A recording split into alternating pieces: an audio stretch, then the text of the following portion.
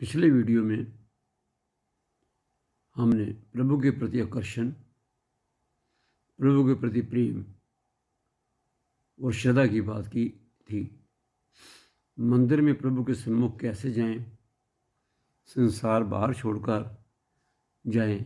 संसार कोई स्थान नहीं है, कोई वस्तु नहीं है जो बाहर छोड़कर जाएं।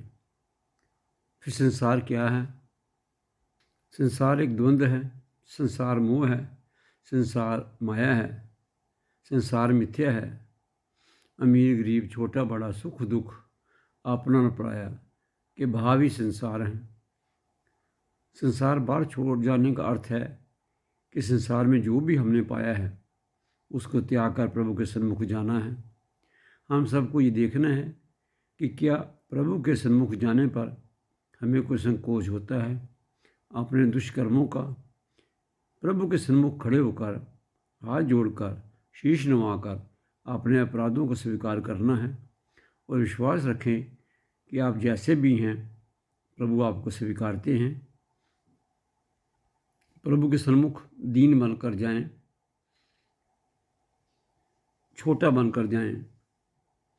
सूरदास जी को सुने जो प्रभु के सन्मुख जाकर स्वीकारते हैं। सूरदास जी कहते हैं, मोह सम कौन कुटिल खल कामी। सूरदास जी क्या कहते हैं? मोह सम कौन कुटिल खल कामी। आगे कहते हैं, मोह ते सब पतितन का राजा, मोह ते सब पतितन में नामी। मोह ते मैं सब पतितन में नामी। प्रभु मैं पतितन का राजा, मैं पतितन में नामी। हे प्रभु, मोह सम कौन कुटिल खल कामी।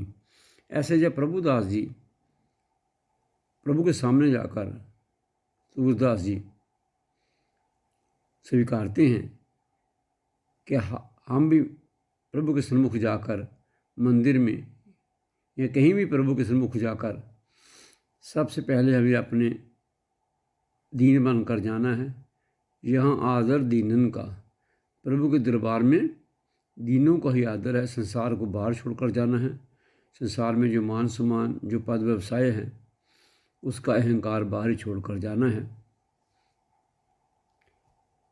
अहंकार की बात करते हुए मुझे रहीम जी की कुछ पंक्तियाँ याद आ गई हैं। रहीमन गली है सांकरी, रहीमन गली है सांकरी, दूजो नहीं ठहराए। आपू अहे तो हरि नाही, हरि तो आपू नाही। रहीमन गली है सांकरी, दूजो नहीं ठहराए। आपू अहे तो हरि नहीं, हरि तो आपू नाही। रहीम कहते हैं, गली तंग है, ये प्रेम की गली तंग है, उसमें एक साथ दो नहीं जा सकते। यदि तेरा अहंकार सारी जगह घेर लेगा तो हरि कहाँ रहेंगे। मन प्रेम की गली है जहाँ भगवान और अहंकार साथ नहीं रह सकते। ये अज्ञान के कारण ही है कि इतने दुख सहने के बाद भी हम संसार से अलग नहीं हो पाते। पाना पाना और पाना, देना सीखें, त्याग करें, पाकर देना सीखें। जैसे सूरज देव ज्येष्ठ और आषाढ़ में पानी सोखता है और सावन भादों में उसी जल की वर्षा करता है। हम सब लेना जानते हैं, देना नहीं जानते। संग्रह करना जीवन भर और फिर उसकी रक्षा करना और ऐसे पूरा जीवन व्यतीत करना। हमें सूर्य देव से सीखना है कि लेकर देना कैसे है। सुख दुख का मूल पुण्य और पाप है। पुण्य और पाप के पीछे पाने की वासना है और वासना के पीछे छुपा है अज्ञान।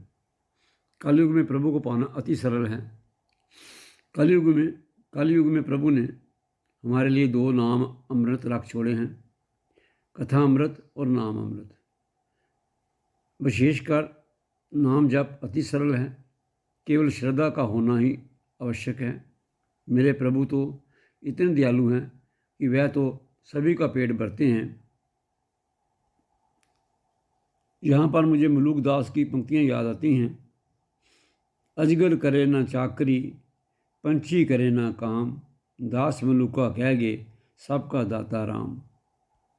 अब मैं यहाँ पर मन में श्रद्धा लाने के लिए मलूक दास जी जो अति नास्तिक थे उनकी संक्षेप में कथा का वर्णन करूँगा।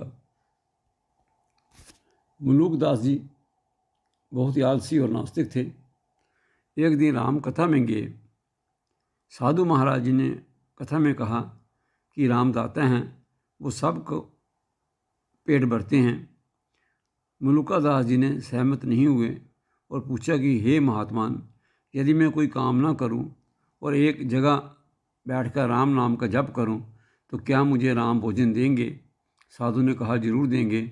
साधु के प्रति मन में राम के प्रति श्रद्धा जो साधु के मन में थी उसे देखकर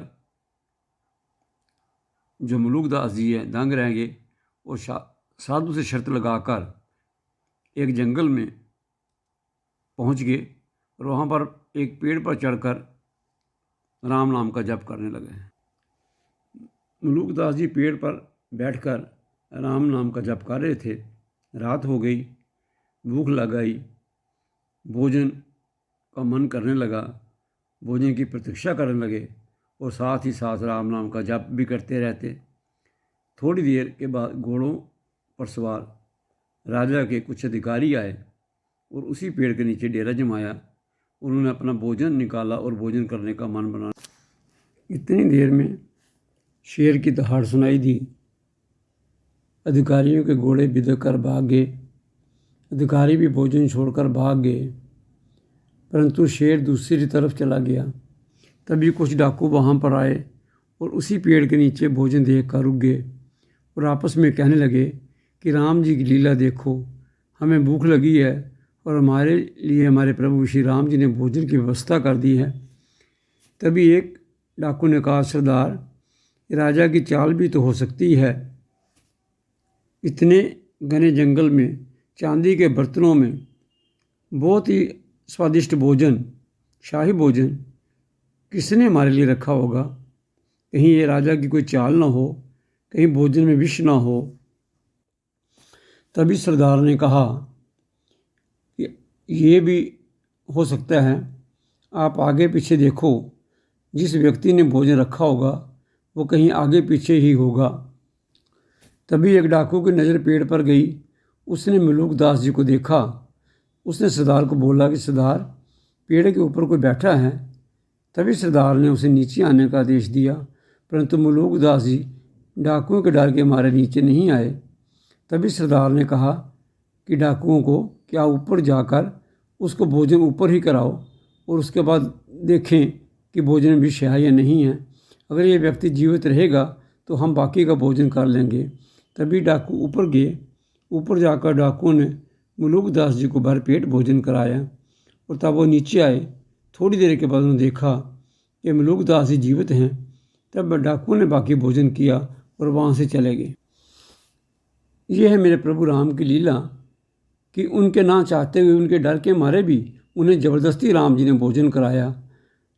तो उस दिन से उनकी श्रद्धा राम जी के प्रति बढ़ गई और वो नास्तिक से आस्तिक हुए। यहाँ पर मैं एक बात कहना चाहूँगा कि हम कभी ऐसा नहीं कहते कि कर्म नहीं करना है।